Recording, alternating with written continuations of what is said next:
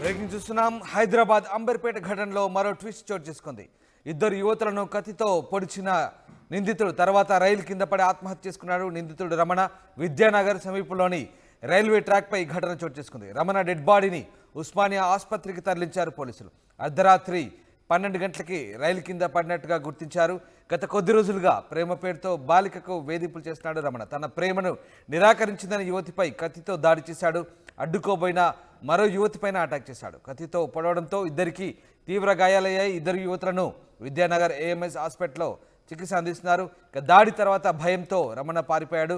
రైలు కింద పడి బలవన్మరణం చెందినట్టుగా తెలుస్తోంది. ఇంటర్ ఫస్ట్ ఇయర్ స్టూడెంట్తో పాటు ఇంట్లో ట్యూషన్ చెప్తున్న మరో యువతిపై అటాక్ చేశాడు. అయితే ఆ ఇద్దరు యువతులు కూడా బంధువులుగా తెలుస్తుంది. మొత్తం మీద అటాక్ చేసిన నిందితుడు రమణ రైల్వే ట్రాక్పై డెడ్ బాడీగా కనిపించాడు. ఎస్, మా ప్రతినిధి పెట్రిషియా లైవ్లో జాయిన్ అవుతున్నారు. ఎస్ పెట్రిషియా, అంబర్పేట ఘటనలో ట్విస్ట్ చోటు చేసుకుంది. నిందితుడు రైల్వే ట్రాక్పై ఆత్మహత్య చేసుకున్నట్టుగా తెలుస్తుంది. దీనికి సంబంధించిన పూర్తి అప్డేట్స్ ఏంటి? అంటే ఏదైతే ఘటన చోటు చేసుకుందో వాళ్ళపైన దాడి చేసిన వెంటనే అతను తప్పించుకునే ప్రయత్నం చేశాడు. అంటే పానిక్ అయి భయపడి అయ్యో నన్ను ఇప్పుడు పోలీసులు అరెస్ట్ చేస్తారా అనే ఉద్దేశంతో అతను వెంటనే రైల్వే ట్రాక్ వెళ్ళి ఆత్మహత్య చేసుకున్నాడు. కుటుంబ సభ్యులు కూడా అసలు ఏం జరిగింది, ఎందుకు ఇలా పాల్పడ్డాడని తెలుసుకునే ప్రయత్నం కూడా చేద్దాము. అసలు చెప్పండి, ఎందుకని ఇంత జరిగింది? ఎప్పటి నుంచి వీళ్ళకి లవ్ స్టోరీ కానీ లేకపోతే ఎట్లా జరిగింది? లవ్ స్టోరీ గురించి ఏం తెలియదు మేడం. మాకు రాత్రి ఇట్లా జరిగిందని తెలుసు. నేను నైట్ డ్యూటీ చేస్తాను, పడుకున్నాను. మా ఆవిడ ఫోన్ తీసుకొని వెళ్ళిందట.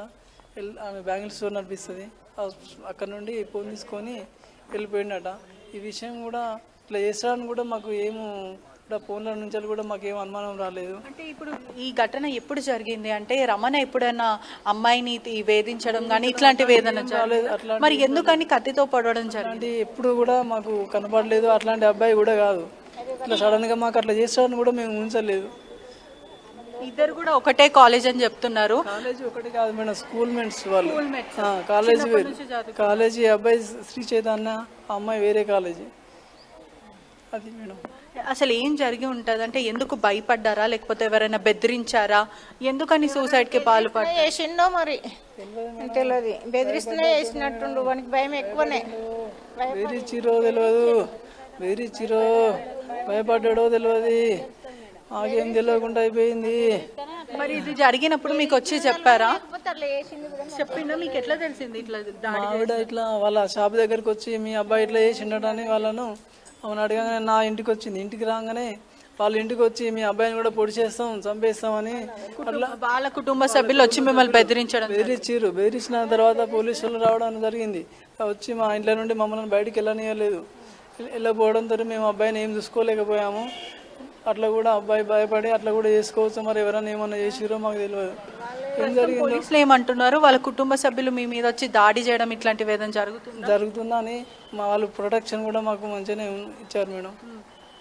అంటే ఎందుకమ్మా ఇట్లా? అంటే ఇప్పుడు అంత ధైర్యం ఎక్కడి నుంచి వచ్చింది? ఇద్దరు కూడా చిన్నపిల్లలు కాబట్టి స్టూడెంట్స్, మెయిన్గా స్టూడెంట్స్. వీళ్ళు స్టూడెంట్స్ మరి ఇంత దారుణానికి ఎలా? అంటే ఆయన మైండ్ సెట్ ఎందుకని ఇట్లా అయిపోయింది? ఎప్పుడైనా అంటే మనకు వచ్చిన అంటే వీళ్ళు చెప్పడం ఏంటంటే వేధించాడు, చాలాసార్లు లవ్ చేయమని అంటున్నారు. మీ వరకు ఎప్పుడైనా వచ్చిందా ఇట్లాంటి? బాబు అట్లాంటి అబ్బాయి కాదు, అట్లాంటి అబ్బాయి కాదు. ఆయన సూసైడ్ చేసుకున్న అంత తెలివి కూడా లేదు వానికి. చిన్న జ్వరం అంటేనే భయపడేది, ఇంజక్షన్ అంటేనే భయపడేది. ఇప్పుడు మీరు అంటున్నారు సూసైడ్ చేసుకునే తెలివి లేదన్న. అట్లాంటప్పుడు మరి ఒక మనిషిని హత్యా ప్రయత్నం ఎలా చేస్తాడో అదే విధంగా అతను సూసైడ్ ఎలా చేసుకుంటాడు? మేడం ఇక అదేం తెలుసు.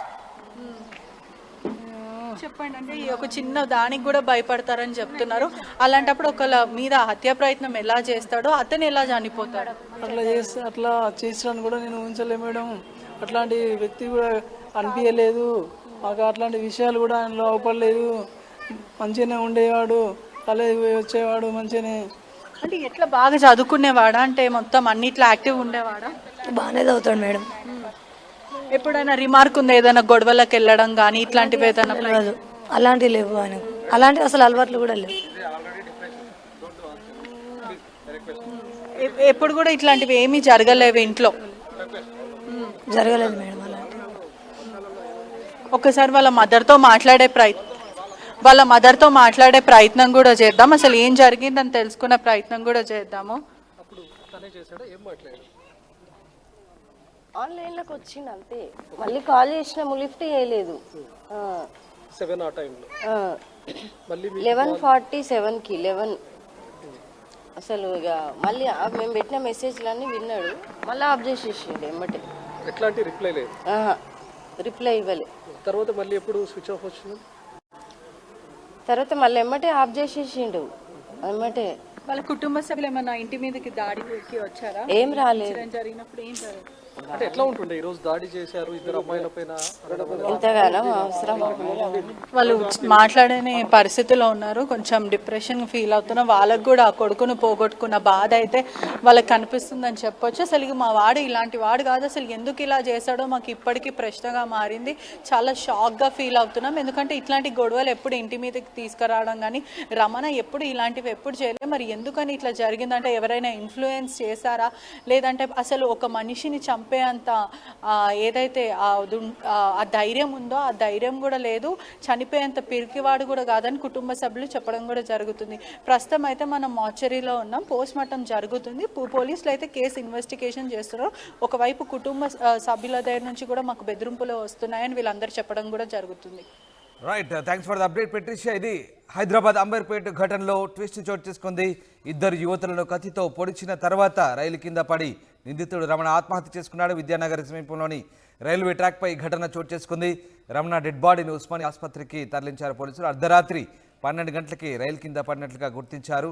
గత కొద్ది రోజులుగా ప్రేమ పేరుతో బాలికను వేధించినట్టు తెలుస్తుంది. తన ప్రేమను నిరాకరించిందని యువతిపై కత్తితో దాడి చేశాడు రమణ.